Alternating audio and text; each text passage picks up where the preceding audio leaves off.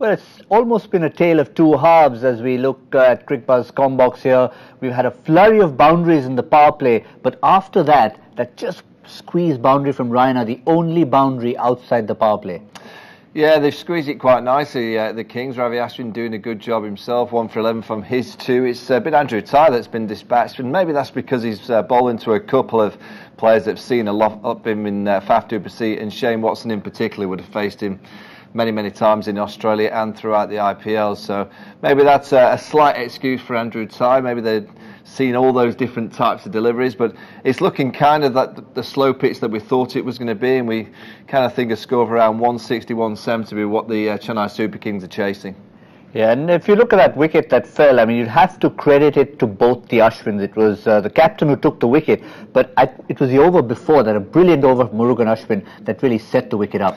Yeah, building pressure, that's what you do in cricket. Doesn't matter what the format, you're building partnerships from either end, and if you can get a combination that squeezes the opposition, it might not be the ball that's bowling the best that gets the wickets, it comes the following over, which is exactly what happened. Shane Watson's favourite stroke is the lap slog. I'm surprised he took on that side. It's the biggest boundary, it's around 77 metres.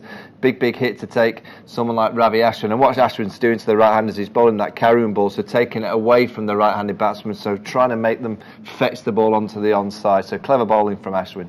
And you'd have to give also full credit to Sam Curran. One side you'd see Andrew Ty going for a few, and the quicker bowlers obviously going for more. But in that, Sam Curran maintaining his decorum, as it were, 2 overs for 10 with his death bowling and his Yorkers still to come. Yeah, I mean, I think what you find with Sam Curran is he's not shy in changing angles, so he'll come over the wicket, but then he'll realise straight away that in those first 6 overs, if you come over the wicket, you almost open up both sides of the ground. So he comes around the wicket, bowls into leg stump and says to the right-handed batsman, right, if you're going to hit me, you're going to hit me on that onside.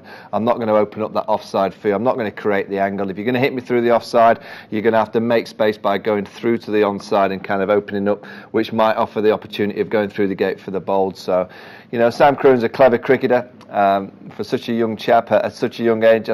I think he's got all the kind of tricks of the trade for quite an old elderly gentleman. And in this format of the game, who'd be a bowler, Michael? Hopefully he has a full collarbone when he goes into the ball. I have to say, it's the one thing that I watch cricket a lot and think, wait a minute, if I was a bowler, I'd want some kind of headgear, some kind of... You see it in rugby, don't you? The head cap that they wear in rugby to protect themselves. I honestly think that cricket's getting to that stage where there may be bowlers that try out that kind of device to protect themselves, because once they've bowled the ball, they're over the line with the follow-through, which is another 3 or 4 yards. The batsman comes out of his crease, smacks the ball at them. So you're looking at about 14 yards that you've got to react to someone like Shane Watson, Chris Gale, hitting the ball back at you.